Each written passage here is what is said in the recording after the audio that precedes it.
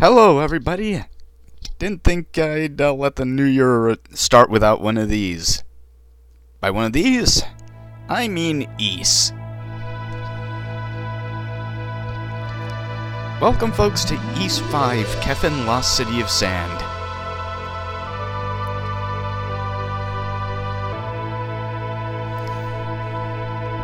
Okay, so Ys 5 is the fifth entry in Falcom's Ys series, and generally considered the black sheep of the saga.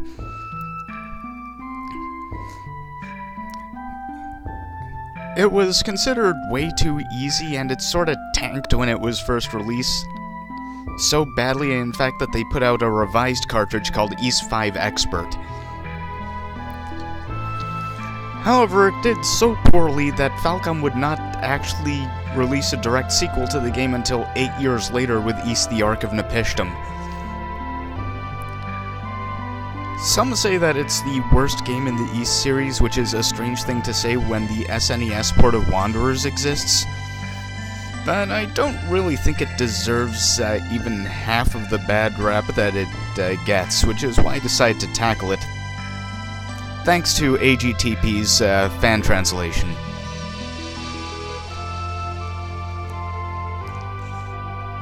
Ys 5 is basically the Ys game that decided what kind of direction the gameplay design of later Ys games would go.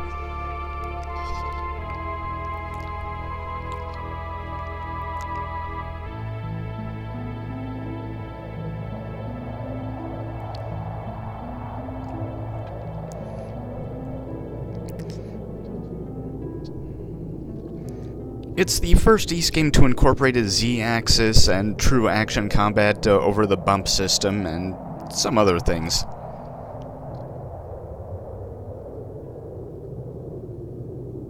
By the way, don't mind the frame counter.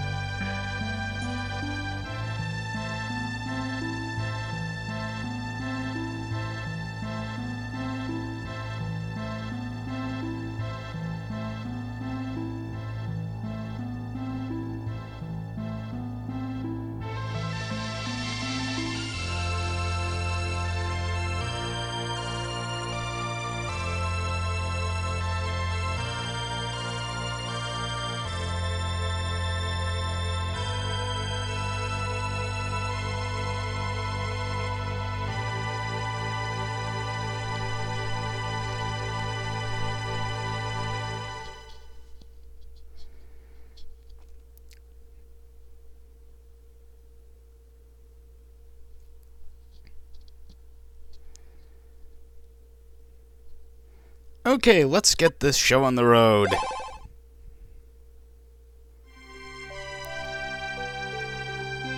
Little does Nienna know that she's about to get some Adol in her life.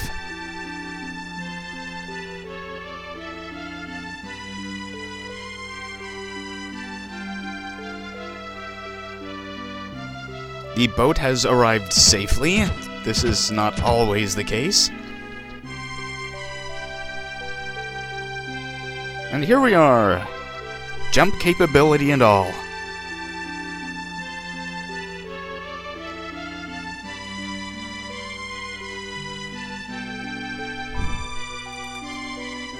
You have been selected for a random search. Please face the scanner.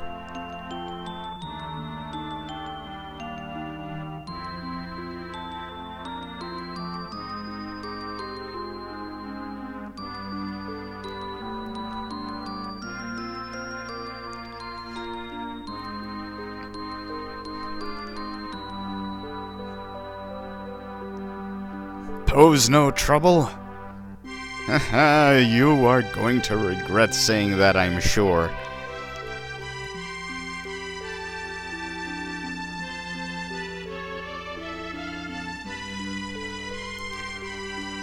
Well, to be fair, no one else in the whole world has red hair, so I guess Adol doesn't look like he's from anywhere.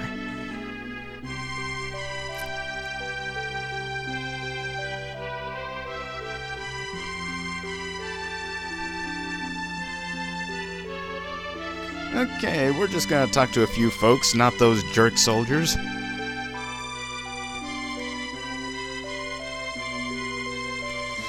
Yeah, basically, Adol heard a rumor that there was a hidden city, and since Adol has unearthed a couple of those in his time, he's going to put his specialist skills to the work.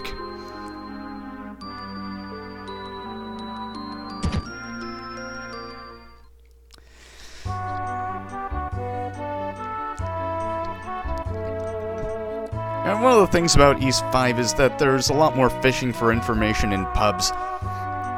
In fact, in some places it's pretty well mandatory.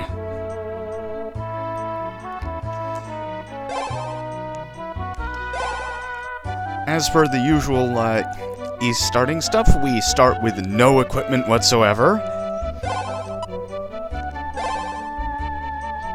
Because I guess after Oath and Felghana, Adol had to ditch the rest of the Reval equipment and the Brave Sword and all that.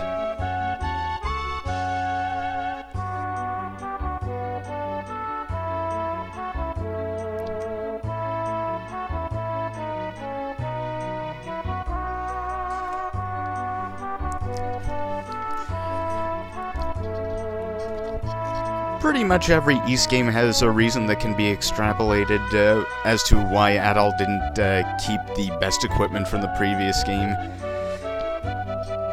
At the end of East 2, he had to ditch the Claria stuff because that was basically half cursed.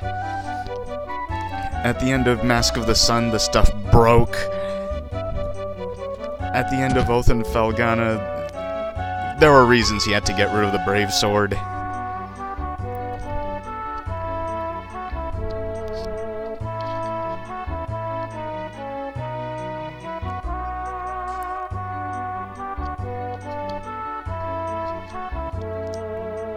Hey, don't call Adol Sir, he works for a living.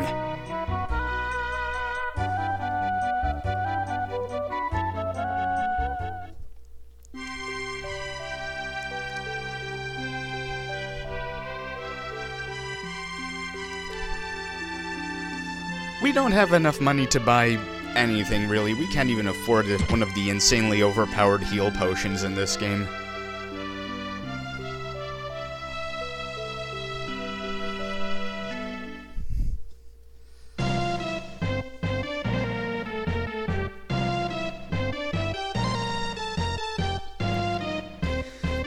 Okay, as for where we are, Xandria is the Eastworld's analog of the port city of Alexandria. You won't find any lighthouses here, though.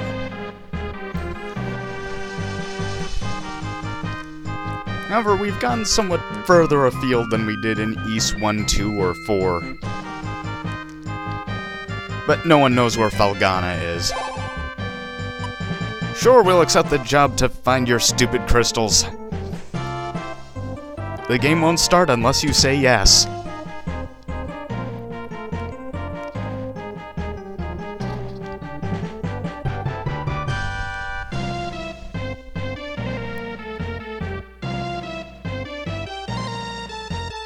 Oh dear. I remember the last time we tackled a city made of gold. It wasn't pretty.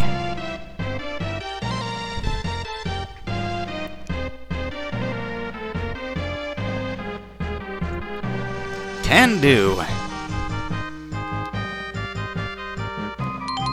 Okay, what the game expects you to do with this 1,000 gold is buy the weakest sword and the weakest shield, but I have other plans.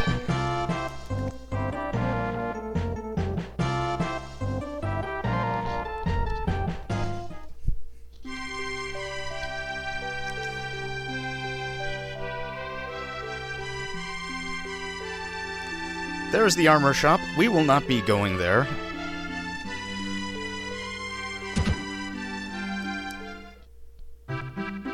Instead, we will be buying the Talwar. Now, one of the things about swords in East 5 is they actually have different attack arcs depending on the sword you bought.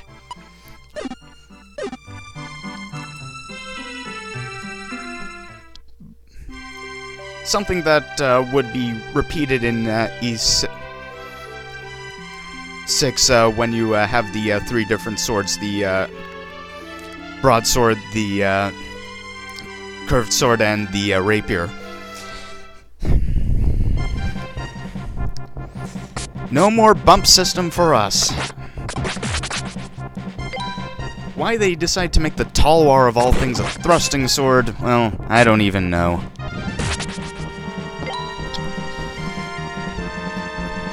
Okay, money works a bit differently in this game.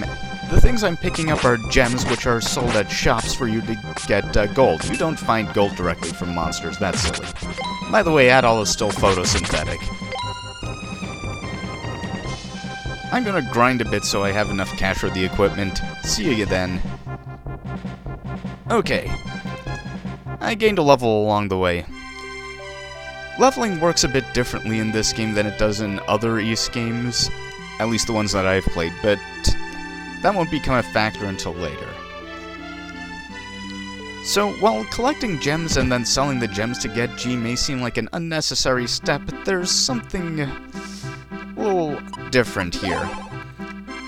Now, the thing about gems is that not all towns buy gems for the same price, and not all towns sell the same goods for the same price either. So it's quite possible to engage in a bit of savvy trading where you sell gems at a town that pays more for them and then buy equipment at a town that sells the equipment you want for less money. This isn't strictly necessary, but it's something you can do if you feel like it. What do you have to say?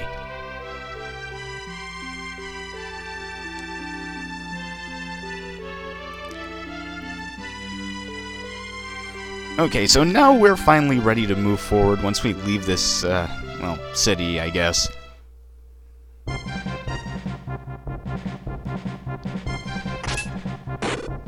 Okay, one of the major differences here is that shields can actually block things now. They're not just a defense-up item like in previous East games.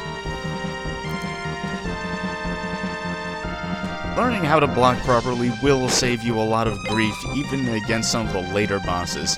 It pretty much blocks any attack that comes from the front, which means it isn't useful against some of the trickier boss attacks, but is fairly generally useful against most of the things you'll encounter in East 5. Oh yeah, monsters will occasionally drop apples, which restore a tiny bit of HP. Well, sometimes the bugs bite you. and stabbing monsters from the side or the back will do more damage for them. To them! You don't want to help monsters damage things. The populace is scared of Adol.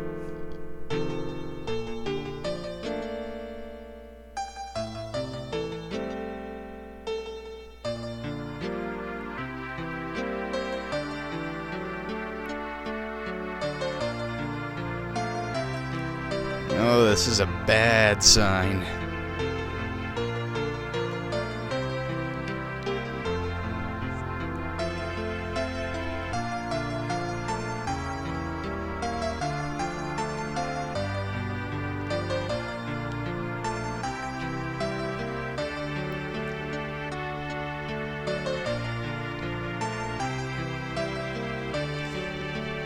Well, ain't that just a thing?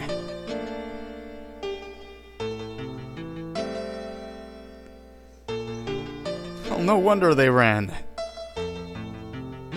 Adol is the redhead of the apocalypse.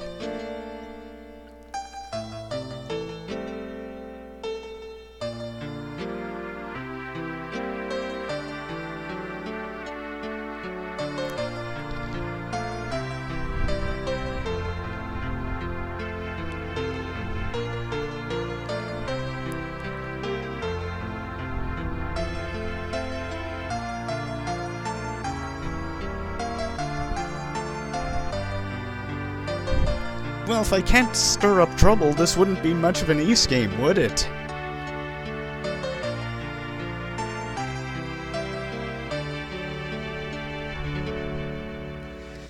And since Adol is the only redhead in existence,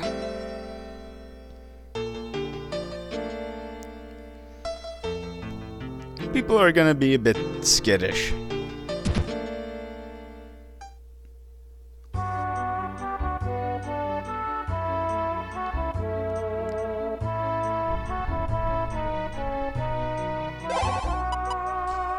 Geez, the town of Highland was friendlier. The mayor is right. You do have to look at the statue in order to hit the next event trigger.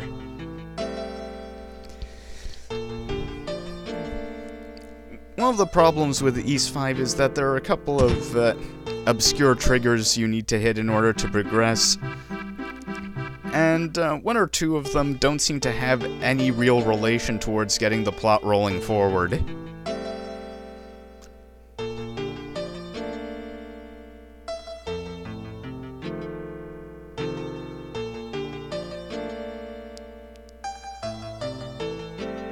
Ha!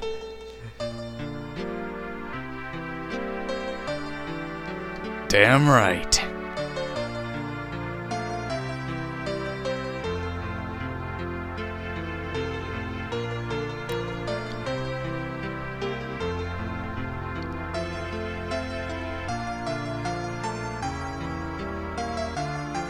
You have a tongue, you know.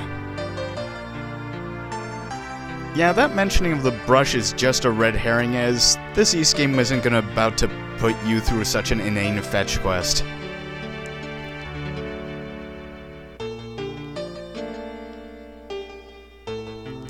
No, Adol has an actual adventure to go on.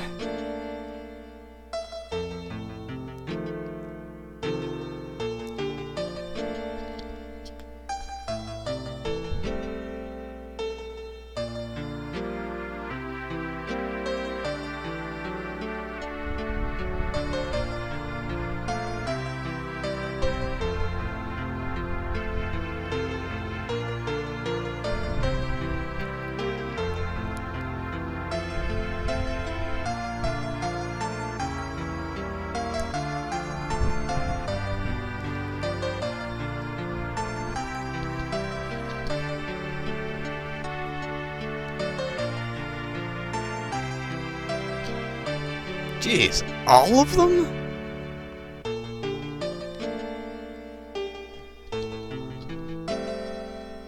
Guess even Snow White ends with Adol raining down the apocalypse on everybody.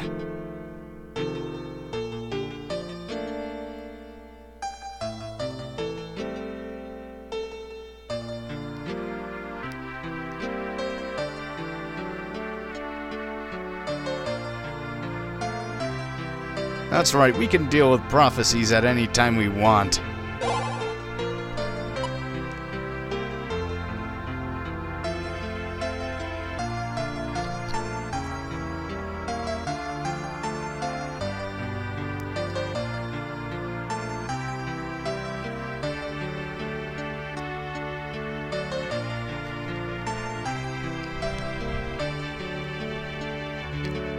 That lady never calms down around you. By the way, in this East game, you can only save at inns or things like that. No more save anywhere you want. Where's the pity? Yeah, it would never be that easy, would it?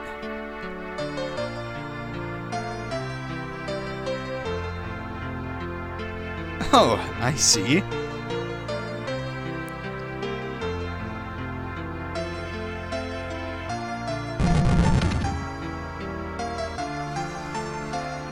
Well, we won't be going in there yet, but that will be for next time when we explore the first dungeon. See